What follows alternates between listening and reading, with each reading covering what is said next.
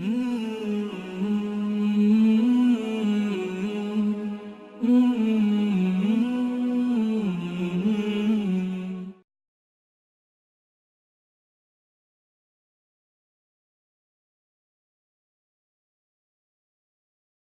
حدیث ام المومنین سیدہ عائشہ صدیقہ رضی اللہ عنہ کی روایت سے ہے، کان النبی صلی اللہ علیہ وسلم یأتینی فیقول، نبی صلی اللہ علیہ وسلم میرے پاس آتے اور فرماتے اعندک غداء، کیا آپ کے پاس کھانا موجود ہے؟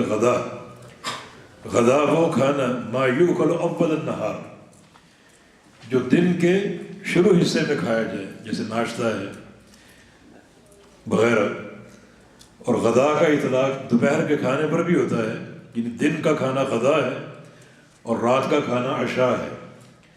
تو کبھی آپ صبح تشریف لاتے نماز کے بعد، اور وہ ناشتے کا وقت ہوتا ہے، کھانے کا وقت ہوتا ہے، آپ کو بھوک لگی ہوتی اور آپ مجھ سے پوچھتے عندک غداء، کہ آپ کے پاس کچھ کھانے کو ہے، کچھ ناشتے کو ہے؟ فاقول لا، میں عرض کرتی کہ نہیں، آج تو گھر میں کچھ بھی نہیں۔ فیقول، تو آپ فرماتے کہ انی صائم، پھر میرا روزہ ہے، پھر میں روزہ رکھ لیتا ہوں، اور باقی دن کھانا نہ کھا کر اللہ کی راہ میں روزہ رکھ کر اللہ تعالیٰ سے اجر کماتا ہوں، کہ کھانا تو ملے گا نہیں، روزہ ہی رکھ لیا جائے۔ تو آپ صلی اللہ علیہ وسلم روزہ رکھ لیا کرتے تھے۔ یہاں ایک اشکال ہے، نبی علیہ السلام کی حدیث من لم یبیت الصیام قبل طلوع الفجر فلا صیام لہ، کہ جو روزے کی نیت فجر کے طلوع سے قبل نہیں کرتا، رات کو نہیں کرتا، اس کا روزہ نہیں ہوتا۔ مانا روزے کی نیت رات کو کرنا ضروری، اور یہاں یہ کہ نبی علیہ السلام ناشتے کا پوچھتے، ناشتہ نہ ہوتا تو فرماتے کہ ٹھیک ہے میں روزہ رکھ لیتا ہوں۔ تو بظاہر دونوں جس میں تناقض ہے، تعارض ہے، لیکن کوئی تعارض نہیں ہے۔ وہ جو حدیث ہے رات کو روزہ رکھنے کی نیت، روزہ رکھنے کی نیت کرنا، وہ فرضی روزہ، رمضان کا روزہ، اور یہ جو ہے نفلی روزہ ہے۔ نفلی روزہ آپ بغیر نیت کے بھی رکھ سکتے ہیں، رات کو نیت نہیں کی آپ نے، صبح اگر ارادہ بن جائے روزہ رکھنے کی تو آپ روزہ رکھ سکتے ہیں۔ چنانچہ آپ صلی اللہ علیہ وسلم فرماتے کہ میں روزہ رکھ لیتا ہوں۔ قالت فاتانی یوما، عائشہ فرماتی ہیں کہ ایک دن میرے پاس تشریف لائے، فقلت، تو میں نے عرض کیا یا رسول اللہ صلی اللہ علیہ وسلم انہ اہدیت لنا ہدیہ، کہ آج ہمیں ایک ہدیہ بھیجا گیا ہے، ایک تحفہ کسی گھر سے آج ہمارے ہاں آیا ہے۔ قال، پوچھا فما ہی، وہ کیا تحفہ ہے؟ قلت حیث، میں نے کہا کہ حیث کا تحفہ ہے۔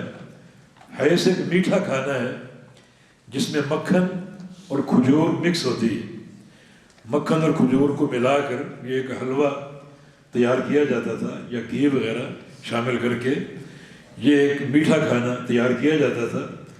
یا پھر حیث میں آٹا بھی شامل ہوتا ہے، یعنی آٹا اور مکھن جسے ہم چوری بولتے ہیں، آٹا اور مکھن مکس کر کے، یعنی روٹی اور مکھن مکس کر کے، اور مٹھاس پیدا کرنے کے لیے اس میں کھجوریں شامل کی جائیں یا شہد شامل کیا جائے، تو یہ کھانا حیث کہلاتا ہے۔ تو میں نے عرض کیا کہ حیث کا تحفہ کسی گھر سے آیا ہے آپ کے لیے۔ آپ نے فرمایا کہ اما انی اصبحت صائما، میں نے تو آج صبح روزے کے ساتھ صبح کا آغاز کیا، کہ میں نے روزہ رکھنے کی نیت کر لی تھی اور میں اس وقت روزے سے ہوں۔ قال ثم اکل، فرماتے ہیں کہ پھر رسول اللہ صلی اللہ علیہ وسلم روزہ توڑ دیا اور وہ کھانا آپ نے تناول فرما لیا۔ تو اس حدیث کی دو فقہ ہیں روزے کے تعلق سے، کہ آپ روزے کی نیت دن میں بھی کر سکتے ہیں، اگر صبح آپ نے ناشتہ نہیں کیا، ارادہ بنے روزہ رکھ لیا جائے تو درست نفلی روزہ ہے۔ نفلی روزہ اگر آپ نے رکھا ہو اور آپ کو کسی کھانے پر مدعو کیا جائے تو دعوت قبول کر کے آپ روزہ توڑ بھی سکتے ہیں۔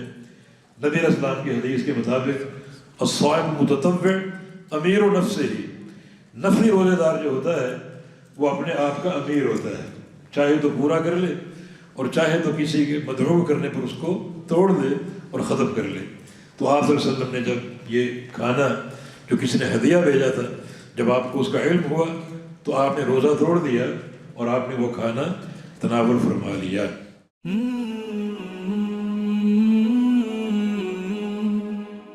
سبسکرائب کریں اور بیل آئیکن پر کلک کریں تاکہ آپ کو بر وقت ہماری ویڈیوز کا نوٹیفیکیشن مل سکے.